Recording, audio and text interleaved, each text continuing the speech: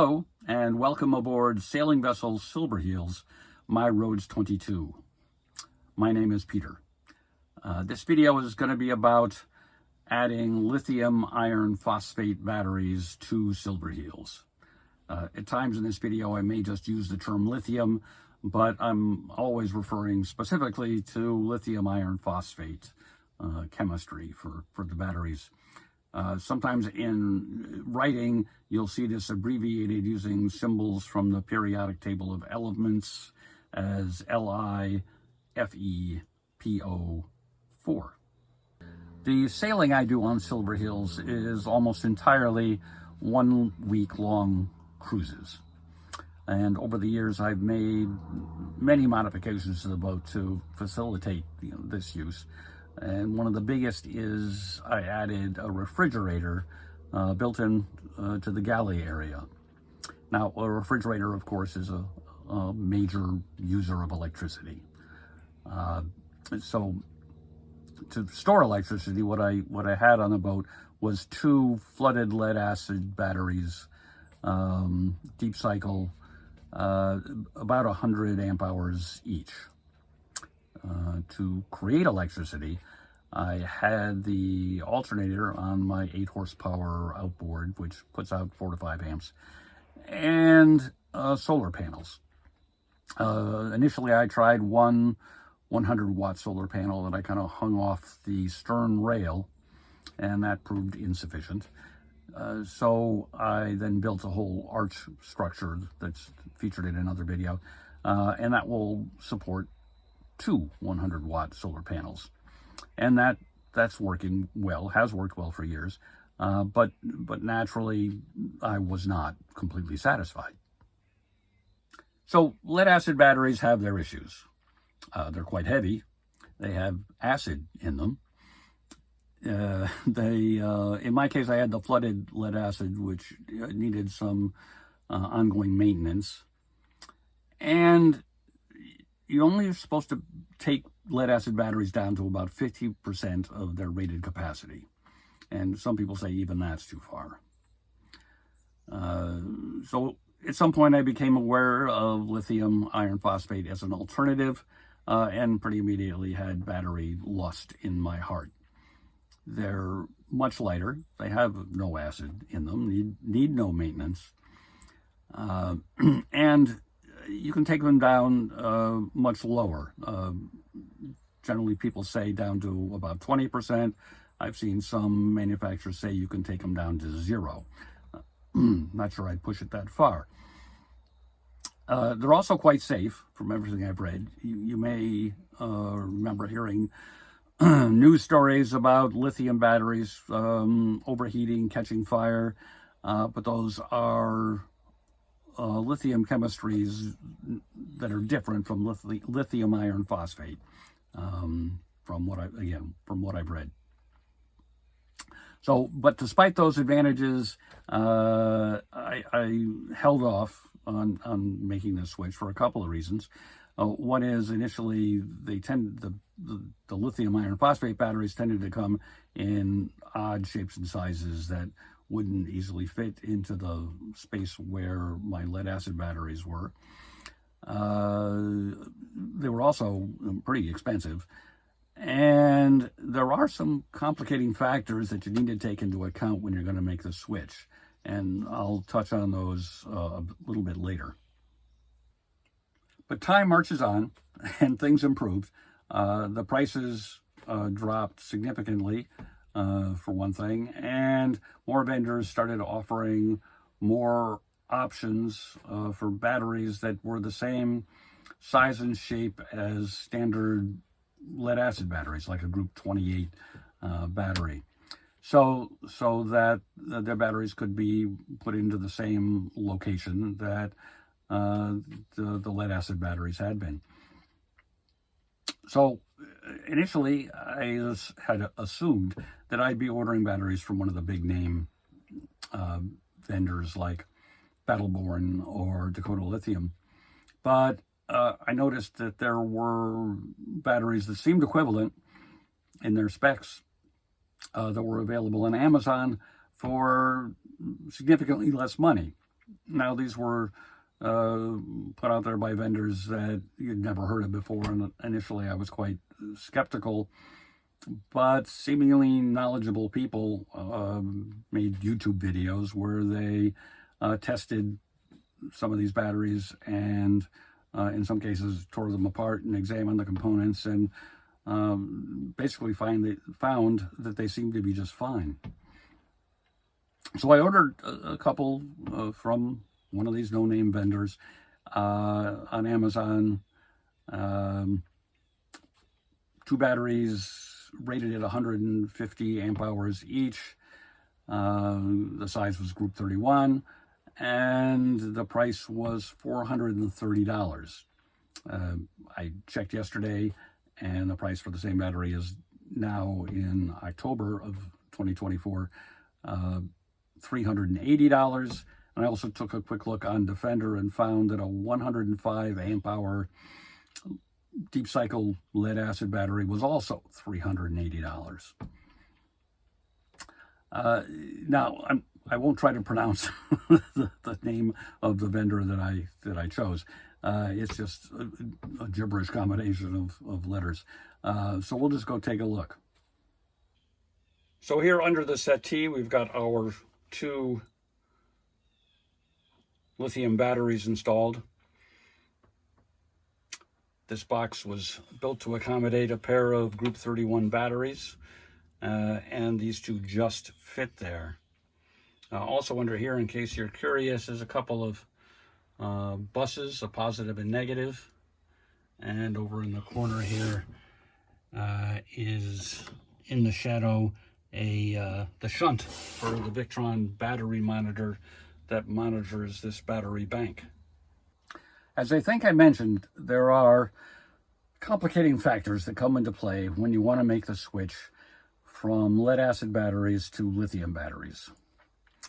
The big thing is, for a couple of reasons, you don't want to connect a lithium battery directly to an alternator, which means in the case of a small boat like Silverheels, you don't want to connect it directly to your outboard motor. The first issue relates to the fact that a lithium battery will have a battery management system, or BMS, associated with it. These can be external devices, but in the case of the batteries I have, they're built right into the battery case. The purpose of a BMS is to protect the battery, and the way it does that is if it detects something it doesn't like, it will disconnect the battery from the rest of the electrical system. So you may have on your boat a battery switch. It has positions on it like 1, 2, both, and off, and it's like moving that switch to the off position. A lot of these switches will have warnings on them that say don't turn this to off if the motor is running, if the engine is running. And the reason for that is if you do that, if you disconnect an alternator from a battery while it is running, it'll ruin the alternator. Now, I don't know about the details of how an alternator works to be able to tell you why, really, but I've never read or seen anything that disagrees with that basic fact. A second reason, as if that's not enough, not to connect a lithium battery directly to an alternator, is that lithium batteries will accept electricity at a higher rate than lead acid batteries, which causes the alternator to work harder, which may result in the alternator overheating. The most common way to deal with these issues is to connect the engine and its alternator to a lead acid start battery and connect the start battery to the lithium house bank using a DC to DC charger. That's what I've done here on Silverheels, and the battery and the charger are installed in the lazarette so we can go take a look at that. So here's the lazarette here on Silver Heels. First thing I want to point out is that the first year I had the boat, I installed a flat floor in here, which I did just to prevent everything that's stored in here from sliding towards the middle where it's lower. But it helps with this project as well. It simplifies things. So the charger and the battery are in the plywood box on the port side here, which is screwed into place. So I'll remove the screws and pull it out. Also, that white plastic there is kind of a splash guard in case we get some water in there. The components exposed here are water resistant, but still a little more protection doesn't hurt. So we'll pull things out. So now we can see things a little better. I'll walk through the components here briefly. This is the battery. It's a Group 26 battery that I got from my local Napa. It's an AGM, so no maintenance there. This is the actual DC to DC charger. 12, 12, 18 means the input side is 12 volts, the output side is 12 volts, and it'll put out up to 18 amps. Below that, also in Victron blue, is another battery monitor. This one to monitor the start battery. This is a headless unit. It doesn't have a display in anywhere. It can connect to Bluetooth, like all the rest of my Victron equipment. So there's a very nice app they have. So these things can be both configured and monitored. The other item we have here is just an on-off switch, so that I can disconnect or turn off the charger and basically isolate the starter battery entirely from the house battery. Just a quick note before we continue. Since filming the previous segments, I was poking around on the internet trying to answer a question, and I discovered in the course of doing that in fact small outboard motors, like the one I have on Silver Heels, generally do not have, technically speaking, alternators. But in checking the owner's manual for my outboard, I found that it does specifically state that outboards with electric start should not be run unless they're connected to a battery. So the earlier points, I think, still stand. So moving on, I wanted to talk a bit about how the DC to DC charger works in actual practice. This is all explained in the owner's manual, but I found some of the explanation to be about as clear as mud. In its most basic configuration, the charger will put out 18 amps until either it runs out of power on the input side, or it reaches a lockout voltage threshold that can be configured, or it's physically turned off using that switch that I showed you earlier.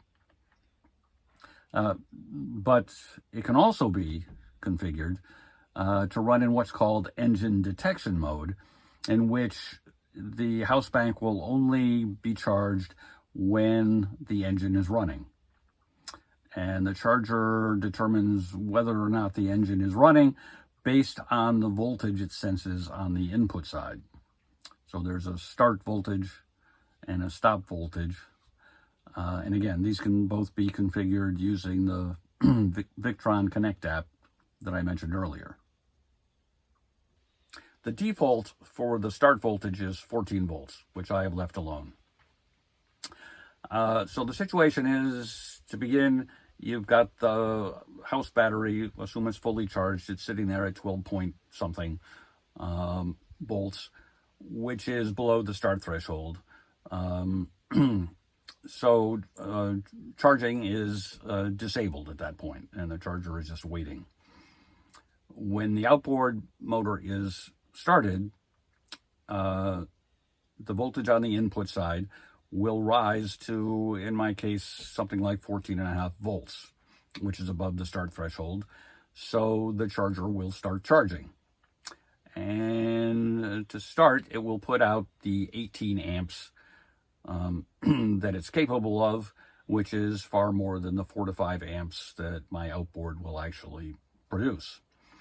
The result of this imbalance is that the voltage on the input side will drop rather significantly. But the charger has some logic built in to try to deal with this situation. And so if that voltage drop brings the input voltage below the stop voltage threshold, it will reduce the output current in order to allow the input voltage to rise. But the rate at which it will drop the output current and the time period over which it will drop the output current are both fixed. The time is 1 minute. So what I found is that the end of that 1 minute adjustment period, the output amperage will have dropped to somewhere in the neighborhood of 5 amps, and the input voltage will have risen to about 12.5 volts. And this is what determines where I set the stop voltage. If I set the stop voltage too high, for instance, I set it at 12.6, then at the end of the adjustment period, the charger would sense that the input voltage at 12.5 is below the stop threshold of 12.6, and it would stop charging. And what would actually happen then is, since it stopped charging, the input voltage would rise back up to 14 something, and it would start again and go through the adjustment period, and that would just cycle on and on. So again, with at the end of the adjustment period, the output voltage having risen to 12.5, I set the stop threshold at 12.4, so that charging will continue. And it'll continue as long as the engine is running. But when I turn off the motor, the voltage on the input side of the charger will then be just the voltage of the battery, which, if the battery is fully charged, will be above that 12.4 stop threshold. So charging will still continue. And for some reason I don't really understand, the charging will continue at a pretty low level, about an amp. But it will drain the start battery. And what I found is that will continue until the start battery gets down to about a 93% charge, at which point the voltage will have dropped below that 12.4, and then charging will stop. Now 93% is, still plenty of charge. There won't be any problem starting the outboard the next time you want to use it. And the only other wrinkle really is that with the start battery slightly discharged, when the outboard is started next time, the voltage will not initially reach the 14 volt start threshold. So some time will be spent with the outboard recharging the start battery, bringing it up again closer to that 100%. And before very long, it will rise above 12.4 volts, and then the charger will start charging and on you go. So in conclusion, finally, I have to say that I'm really quite pleased with this new situation, the new batteries and the charger. These have been in place for the entire 2024 sailing season, so that's 4 1-week long cruises, and they all performed flawlessly. If anything, I'd have to say that I have really more capacity, battery capacity, than I really need or can use. So that's the story on this subject. Thanks for watching.